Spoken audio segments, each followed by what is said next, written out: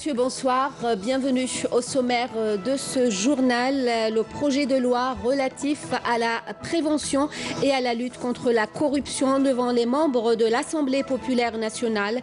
Le texte a été présenté par le ministre de la Justice, garde des Sceaux.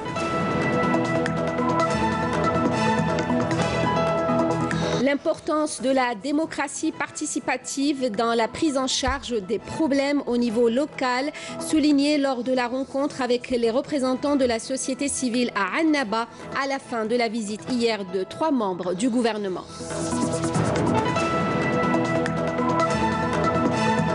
La commune d'Alger Centre se dote d'un numéro vert mis à la disposition de ses habitants.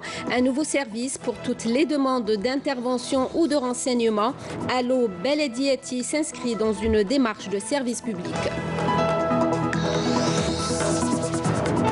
Les soldes d'hiver, des enseignes affichent des remises alléchantes, mais après 2 semaines du début de l'opération, les clients ne semblent pas très enthousiastes.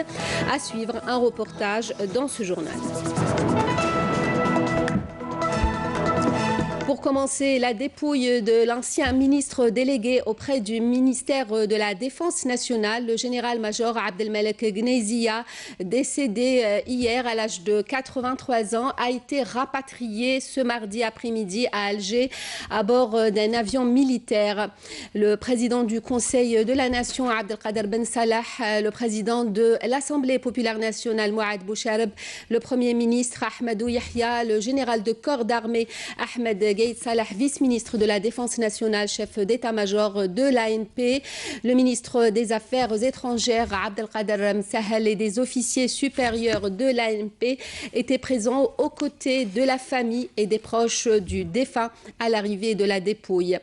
Dans un message de condoléances à la famille du défunt, le président de la République, Abdelaziz Bouteflika, avait souligné hier que l'Algérie avait perdu un fils qui a consacré sa vie à préserver la liberté de son peuple et la souveraineté de son pays. Le général de corps d'armée Ahmed Gaïd Salah, vice-ministre de la Défense nationale, chef d'état-major de l'armée nationale populaire, a présenté ses sincères condoléances et exprimé sa profonde compassion à la famille du défunt.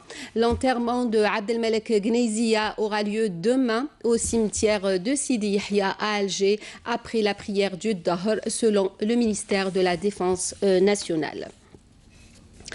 Je vous disais en titre, le projet de loi relatif à la prévention et à la lutte contre la corruption présenté ce mardi par le ministre de la Justice, garde des Sceaux, devant l'Assemblée populaire nationale. Le nouveau texte est dans le but de renforcer les moyens à la disposition de la justice contre la corruption, propose l'institution auprès de la Cour d'Alger d'un pôle pénal financier ayant une compétence nationale chargée de la recherche, l'investigation, la poursuite et l'instruction des infractions de grande complexité et les infractions qui leur sont connexes ayant trait à la corruption, à la fraude et à l'évasion fiscale, au financement illégal des associations ainsi qu'aux infractions de change, à celles relatives aux institutions financières et bancaires. Le nouveau texte prévoit également la création d'une agence nationale de gestion des avoirs issus des infractions de corruption. Le projet de loi s'inscrit dans le cadre de l'adaptation de ces dispositions avec la révision constitutionnelle de 2016. Écoutez à ce propos le ministre de la Justice, garde des Sceaux. Ce projet de loi, qui s'inscrit en premier lieu dans le cadre de l'adaptation des dispositions avec la révision constitutionnelle de 2016, initiée par son Excellence le Président de la République, M. Abdelaziz Bouteflika. Le projet de loi s'inscrit également dans le cadre du renforcement des efforts entrepris par le pays dans le domaine de la lutte contre la corruption et l'amélioration de l'efficacité des institutions chargées de la lutte contre ce fléau, ainsi que le renforcement de la participation des citoyens et de la société dans la moralisation de la vie publique. En effet, l'article 202 de la Constitution a institué un organe national de prévention et de lutte contre la corruption, qui est une autorité administrative indépendante, chargée, conformément à l'article 203 de la loi fondamentale, notamment de proposer et de contribuer à animer une politique globale de prévention de la corruption, consacrant les principes de l'état de droit et reflétant l'intégrité, la transparence ainsi que la responsabilité dans la gestion des biens et des deniers publics.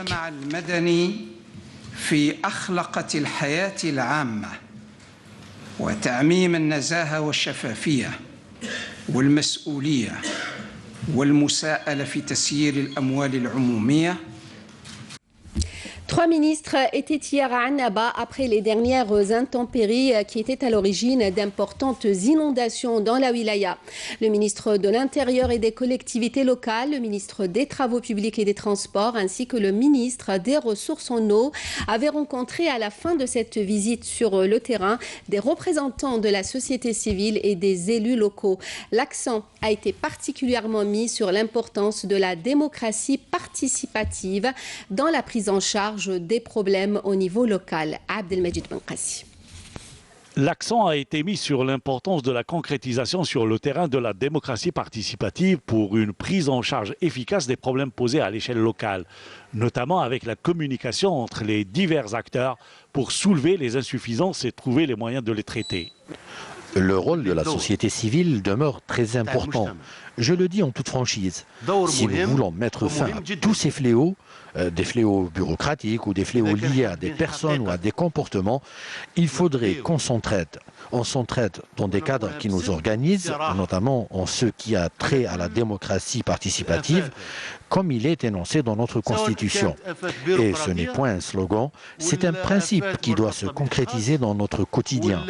Touché par les dernières pluies qui se sont abattues sur la wilaya, le secteur des ressources en eau va connaître de grandes opérations de réhabilitation en vue d'éviter que ce genre de phénomène ne se reproduise à l'avenir. Un programme sous forme de plan d'orientation et d'action a été mis en place en vue de maîtriser ce genre de phénomène à travers la wilaya d'Annaba, et en particulier au niveau de certaines communes plus exposées que d'autres. Et à titre préventif, certains projets étaient programmés bien avant aujourd'hui. À titre d'exemple, le barrage de Bouhadid qui est en cours et qui va protéger la ville d'Annaba, en plus du lancement de 4 études qui vont permettre la maîtrise des cours des oueds avec la régulation des débits et la protection de la ville. L'autre secteur qui a connu des dégâts importants lors des dernières inondations, c'est celui des travaux publics. Fort heureusement, des investissements avaient déjà été injectés auparavant. Le programme du président destiné pour Annaba se poursuivra. Et sont ces projets qui ont concerné les travaux publics et les ressources en eau et d'autres secteurs, les conséquences auraient été plus graves. Annaba a bénéficié de plusieurs projets et de plusieurs opérations dans différents secteurs. Et ce sont tous ces programmes de réhabilitation qui ont pu faire éviter le pire à la wilaya. Mais en plus de tous ces programmes, la mise en place d'un espace organisé de communication régulière entre les forces vives actives localement est aujourd'hui une exigence. Cette démarche est un moyen de proposition face aux problèmes vécus. La rencontre d'Annaba a été l'occasion aussi pour les notables et la société civile de rendre hommage au président de la République.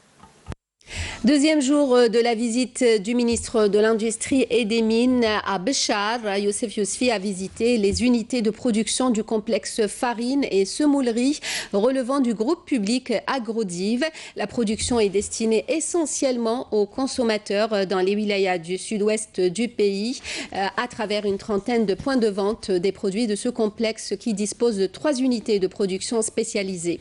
Au terme de cette visite, il a inspecté aussi une unité de transformation de céréales relevant du secteur privé, un projet d'extension de ses capacités de production à travers la réalisation d'une nouvelle unité de pâtes et de couscous est en voie de lancement. Mila est une région à fort potentiel oléicole. La région compte à elle seule une quarantaine d'huileries. Pour la campagne précédente, la production de Mila a atteint 1 500 000 litres d'huile d'olive. L'huilerie de Leader Agricole s'étale sur une superficie de 3 hectares. Équipée de matériel moderne, elle triture 30 quintaux d'olive par heure. C'est un reportage de Saïda Mayouf. S'étalant sur une superficie de 3 hectares, l'huilerie leader agricole dans la commune d'Amira Arès, à 40 km au nord-est de Mila, est l'une des 41 huileries dont dispose la wilaya. Elle fait partie des 13 huileries très sophistiquées, à même de traiter 30 quintaux par heure. Chaque malaxeur a une capacité de trituration de 5 quintaux. On traite les olives de 6 oléiculteurs à la fois. Ils arrivent des différentes communes de Mila et même de Constantine et de Sétif, mais également de Djidjel qui a ses propres huileries. La wilaya de Mila dispose d'un potentiel oléicole d'environ 12 000 hectares, avec une superficie productive d'environ 8 500 hectares. Pour la production obtenue, la campagne précédente, elle est de l'ordre de 109 000 quintaux, avec une production d'huile d'olive d'environ 1 500 000 litres. Un programme a été inscrit au profit de la zone montagneuse qui compte 22 communes pour plantation des plants oléicoles d'une superficie de 600 hectares. L'opération est en cours. Alors que la campagne oléicole bat son plein, cette huilerie est une aubaine pour les oléiculteurs afin de transformer leurs olives. Et l'accueil se fait ici par une dégustation de ce précieux liquide obtenu après trituration. Pour cette campagne, et avec 3 quintaux d'olives, j'ai pu avoir 55 litres d'huile en un temps record à l'huilerie. Pour moi, et depuis la création en 2012 de cette huilerie, c'est une habitude. Chaque campagne, c'est ici que je transforme mes olives. La campagne oléicole s'annonce donc fructueuse et florissante pour cette campagne.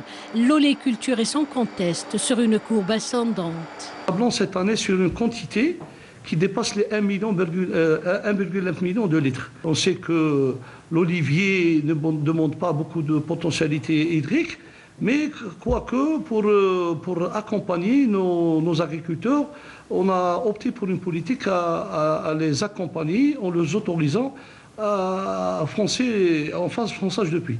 Donc, notamment, on table aussi pour l'extension de Saint-Clerma, où il va y avoir aussi une extension et réimplantation de beaucoup d'oliviers dans cette région. À l'est du pays, l'huile d'olive, ce produit du terroir, est réputée pour être d'une qualité supérieure. 5 PME privées ont déposé récemment leur dossier au niveau de la COSOB, la Commission d'organisation et de surveillance des opérations de bourse pour intégrer la bourse d'Alger. C'est ce qu'a indiqué aujourd'hui le président de cette commission, Abdelhakim Barrah, en marge d'un atelier technique de formation sur la conformité des institutions financières. Le ministre des Ressources en eau a fait savoir aujourd'hui que tous les objectifs avaient été atteints dans le cadre du projet de jumelage institutionnel entre l'Agence nationale de gestion intégrée des ressources en eau Agir et un groupement d'entreprises belges. Hossein Nassib, qui s'exprimait lors de la cérémonie de clôture de ce projet, a indiqué que ce partenariat a permis la formation des cadres de l'Agir dans plusieurs domaines, outre l'assistance technique dont a bénéficié l'agence et l'élaboration d'un guide sur la communication en matière de gestion des ressources en eau, ce qui profitera aux opérateurs nationaux dans le domaine des eaux. Ce projet de jumelage a été entamé pour rappel en février 2017 et s'est poursuivi sur 24 mois. Quant au financement de ce projet, il est pris en charge par l'Union européenne à hauteur d'1 million d'euros. Tinzaouatine, Ingezem, Insalah, toutes ces villes du sud du pays bénéficient d'importants programmes de développement, réalisation de routes, d'infrastructures et d'autres projets structurants très attendus par la population. C'est un reportage de Fatma Zohra Ben Farjalla sur un commentaire de Abdelhalim Yaïch. Les zones frontalières de la wilaya de Tamanrasset connaissent un important regain d'activité et de développement avec la concrétisation de plusieurs projets, notamment la route reliant Tinzaouatine à Silet, un projet structurant qui a permis de relever le défi de réaliser de nouvelles infrastructures administratives à Ingezem, ainsi que des infrastructures pour protéger la ville des inondations et pour l'augmentation du stockage de l'eau potable à Tinzaouatine. Tous ces projets témoignent de l'intérêt important accordé par l'État aux zones frontalières, qui sont un miroir visible pour les pays avoisinants.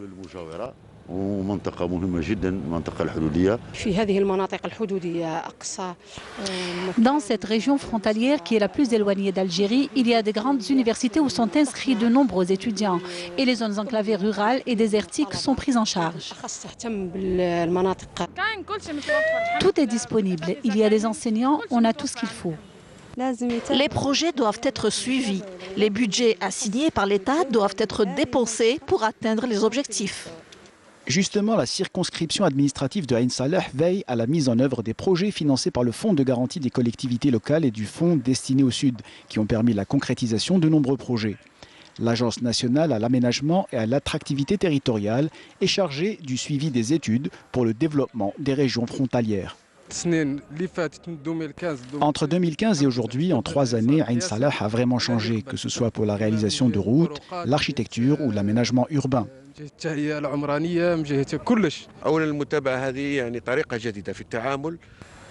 Le suivi des projets se fait scrupuleusement. C'est une nouvelle approche concernant tous les projets de développement décidés par son Excellence le président Abdelaziz Bouteflika pour le suivi sur le terrain. Le suivi se fait avec une nouvelle approche avec l'inspection des projets.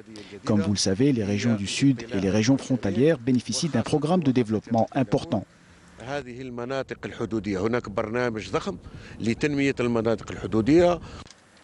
Avec un agenda étudié, le suivi des projets se fera à travers différentes wilayas pour la réalisation d'un développement global et durable. La commune d'Alger Centre se dote d'un numéro vert mis à la disposition de ses habitants. Un nouveau service pour toutes les demandes d'intervention ou de renseignement. Allo Belediati s'inscrit dans une démarche d'écoute et de gestion de proximité. Nakhla Al-Arbi. Allo Belediati, un nouveau service pour rapprocher l'administration du citoyen qui vient d'être lancé au niveau de la commune d'Alger Centre. L'objectif, prendre en charge les doléances des citoyens au 0800 110 002. Ce service est d'utilité publique avant tout, en direction des habitants de la commune d'Alger Centre d'abord, mais il concerne tous les citoyens en vérité, parce que le citoyen qui nous contacte aborde des questions qui ont trait au périmètre de la commune en question. Néanmoins, nous sommes également à la disposition de tous les citoyens souhaitant avoir une information sur par exemple un dossier administratif comme l'émission ou la délivrance du passeport, etc. Nous avons mis en service ce numéro vert le 3 février dernier. Nous avons jusque-là enregistré 80 appels téléphoniques entre renseignements et signalement d'incidents. Ouvert 24 heures sur 24, ce service prend en charge les préoccupations des citoyens et fait appel à différentes directions en vue d'intervenir le plus rapidement possible. Concernant les aspects qui reviennent le plus souvent, il y a l'état des trottoirs et la propreté de la ville. Par le passé, les gens étaient obligés de se déplacer jusqu'ici pour nous faire part de leurs préoccupations. Aujourd'hui, grâce à ce numéro vert, ils n'ont plus à le faire. Il va sans dire qu'à travers le lancement de ce nouveau service, l'APC d'Alger Centre compte se rapprocher davantage de ses administrés. Lutte contre la criminalité organisée, le ministère de la Défense nationale annonce ce mardi que des détachements de l'armée nationale populaire ont intercepté hier lors d'opérations distinctes menées à Tamanrasset et Janet 63 orpailleurs et saisi 9 véhicules tout-terrain, 33 groupes électrogènes, 29 marteaux-piqueurs, 28 sacs de mélange d'or brut et de pierre, ainsi qu'un camion chargé d'une importante quantité de matériaux de construction. Par ailleurs, des éléments de la gendarmerie nationale ont saisi 114 kg de kif traité à Al-Bayad et arrêté à Tbessa une personne en sa possession un fusil de chasse, une quantité de munitions et 300 grammes de kif traité, précise le communiqué du MDN. Les soldes d'hiver, les enseignes affichent des remises généralement autour de 50% afin de faciliter la vente et d'optimiser leur chiffre d'affaires. Mais après 2 semaines du début de cette opération, les clients ne semblent pas très enthousiastes. C'est en tout cas ce qui ressort de ce reportage de Hassana Zobiri. Plus de 500 plaintes ont été reçues par l'Association nationale de protection des consommateurs dans la wilaya d'Alger. Les consommateurs sont aujourd'hui conscients de leurs droits et des pratiques trompeuses de certains commerçants. Le solde, ce n'est pas une opération lambda, c'est une opération qui est faite pour réguler le stock du commerçant, c'est pour permettre aux consommateurs finalement d'acheter les produits qu'il ne peut pas acheter au courant de l'année, c'est donc pour arranger le pouvoir d'achat, c'est aussi permettant aux commerçants d'avoir une image de marque et de promouvoir son activité. 2 semaines après le lancement des soldes d'hiver, les clients donnent leurs avis. C'est la première fois que je sors pour voir un petit peu ce qu'il y a par rapport aux soldes et tout ça, parce que la première semaine on évite un petit peu par rapport au monde qu'il y a et tout, mais je viens de faire un petit tour comme ça vite fait, non, il n'y a pas grand chose, les prix j'ai l'impression que c'est les mêmes. Maintenant, je ne pense pas que ça soit très intéressant. C'est très cher, c'est excessivement cher. Les soldes, le quand plus 50%, c'est vrai que je vais des soldes. Même moins 50%, je pense pas que ça me l'est. Et les commerçants ont une autre vision des soldes. Les soldes, le client il chauffe les soldes, il dit. Ça attire le client déjà. Parce qu'on est en crise économique, donc on est obligé de faire des soldes. Pour les articles Kamel, bon, ils sont soldés chez moi, ils sont soldés à 20%. Gain Kamel les articles. Ça dépend de l'article qui m'a gagné 30, 40%, 50%. C'est que un article, on montre à peu près. Hein. L'article, il n'a pas même chez la période de vente. On dirait 40%. Ils réfléchissent comme ça, ils disent 40%, le stock. C'est ça, les soldes, c'est pour ne pas laisser l'article, c'est de l'argent bloqué qui manque.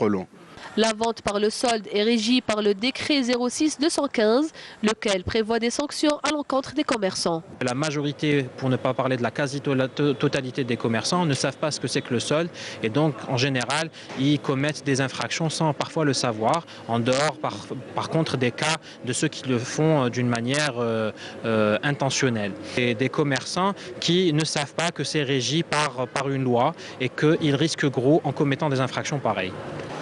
À l'instar de tous les pays du monde, les soldes en Algérie sont ouverts 2 fois par an, en hiver et en été.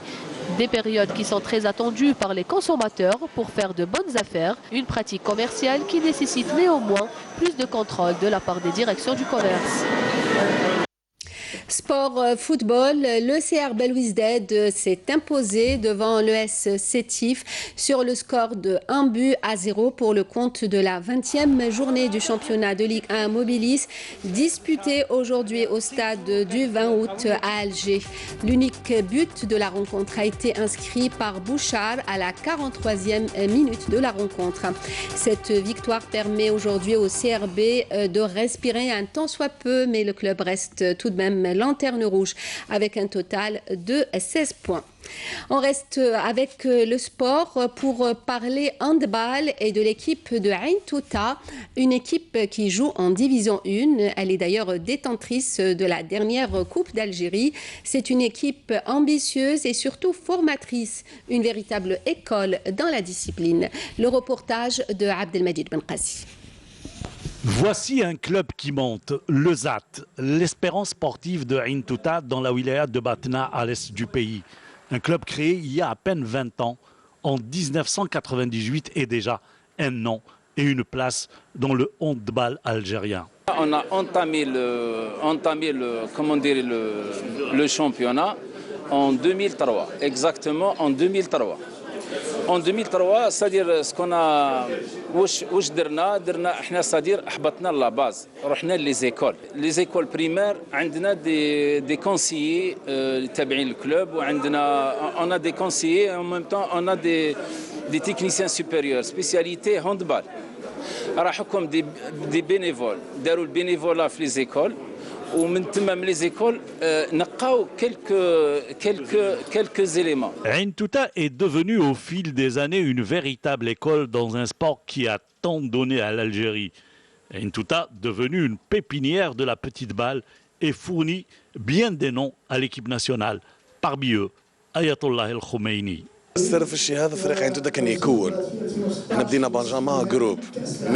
Le secret dans tout cela, c'est la formation au niveau du club. Depuis les benjamins, les minimes, nous avons évolué jusqu'en senior.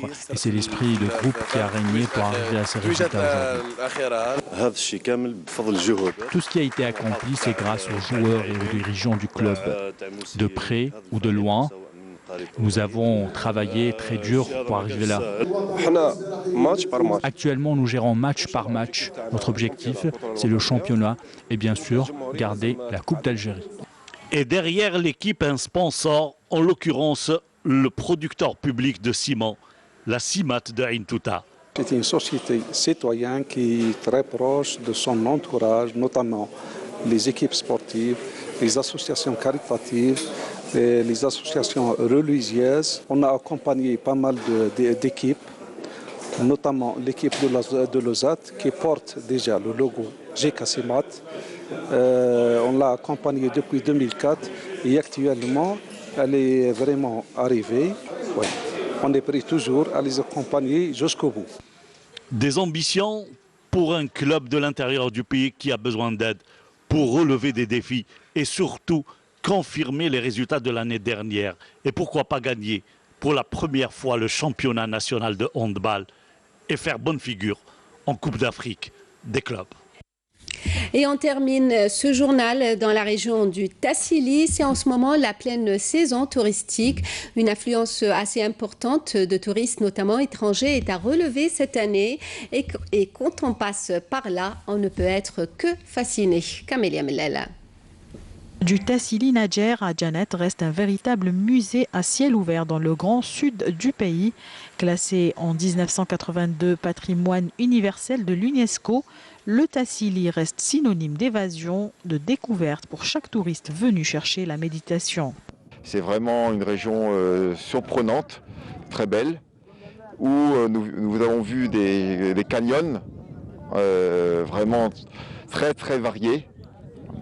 Et nous avons dormi à la Belle Étoile. L'Algérie est très vaste. Nous avons des endroits magnifiques, je dis bien magnifiques. Faire du bivouac, c'est excellent. Pour la santé, faire de la marche, découvrir des choses, ces peintures rupestres, ces gravures, etc. Accompagné de ses amis, ce touriste français a préféré fêter son jour d'anniversaire au milieu de ce lieu magique, un moment de convivialité qu'il compte partager une fois de retour au pays avec sa famille. Beaucoup de chance d'être ici pour mon anniversaire, parce que c'est un endroit très spécial. C'est la première fois que je viens en Algérie et je découvre un pays très très riche au niveau des paysages. La Tadrar, c'est aussi beau que le sud-ouest américain. Il y a du sable orangé, marbré de noir, des sables rouges, des sculptures dans les rochers de toutes les formes et beaucoup d'histoire. Djanet est de par son patrimoine archéologique une destination de choix car elle offre aux visiteurs la quiétude et la sérénité, notamment en cette période d'hiver. Et c'est la fin de ce journal, le rappel des principaux titres. Le projet de loi relatif à la prévention et à la lutte contre la corruption devant les membres de l'Assemblée populaire nationale. Le texte a été présenté par le ministre de la Justice, garde des Sceaux.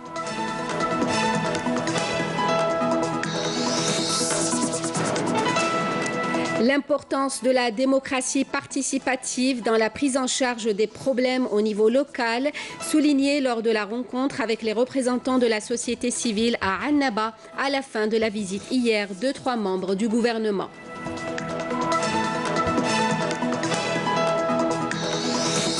La commune d'Alger Centre se dote d'un numéro vert mis à la disposition de ses habitants. Un nouveau service pour toutes les demandes d'intervention ou de renseignement.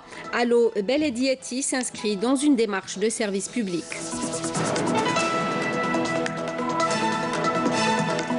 Les soldes d'hiver, des enseignes affichent des remises alléchantes, mais après 2 semaines du début de l'opération, les clients ne semblent pas très enthousiastes.